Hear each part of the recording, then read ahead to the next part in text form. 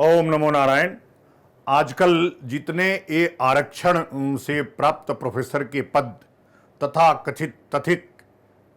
कथित दलित चिंतक आजकल फिर से अंबेडकर के महिमा मंडन में लग गए हैं, इसलिए कि उनको पता चल गया है कि अब तो असली वाला आ गया है। फिल्म आपने देखा होगा, एक फिल्म थी जिसमें एक व्यक्ति नकली उसका बेटा बनकर के विदेश से आ गया और कहा मैं तुम्हारा बेटा हूं, लेकिन कुछ दिन बाद जब असली वाला आया और जब ये प्रमाणित हो गया कि ये नकली है तो लोगों ने मार मार के उसका भुर्ता बना दिया।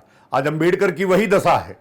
अब असली वाले जब BN राव आ गए हैं और सबको पता चल गया है कि 1930 से लेकर के 1932 के गोलमेज सम्मेलन के बाद, इंडिया एक्ट के निर्माण के बाद, 1941 के हिंदू कोड बिल के बाद, 1900 जो रिफॉर्म कमिश्नर की ऑफिस थी वही आगे चल करके संविधान निर्माण का कार्यालय हो गया। उसमें उनके अनुभवों को ध्यान में रख करके उनके द्वारा निर्मित संविधान पर अपना नाम लिखवाने वाले अंबेडकर की पोल खुल चुकी है। तो आज दलित चिंतक छाती पीट रहे हैं कि अब क्या होगा, अब क्या होगा।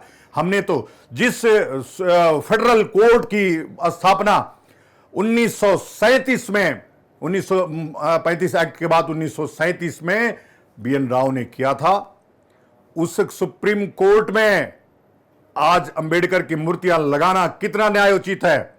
सरकारें कहां सो रही थीं? सरकार तो जानती थी, उसके पास तो सारे सबूत थे, मेरे पास तो सबूत नहीं थे। मुझे तो लगातार बचपन से पढ़ाया गया कि संविधान निर्माता ये हैं। तो अगर सरकार के पास सबूत थी तो सरकार ने धोखा क्यों किया देश के साथ? BN राव को संविधान निर्माता क्यों नहीं बनाया? पहला फेडरल कोर्ट को बनाने वाले BN राव को सुप्रीम कोर्ट में उनकी मूर्तियां क्यों नहीं लगाई गई? अंबेडकर की मूर्तियां क्यों लगाई गई? अंबेडकर से सुप्रीम कोर्ट का क्या संबंध है? तो इसलिए अब दलित तथाकथित आरक्षण पोषित दलित चिंतकों, असली वाला संविधान निर्माता आ गया है, अब नकली को तो भागना ही पड़ेगा। ओम नमो नारायण। जय जय भारत माता।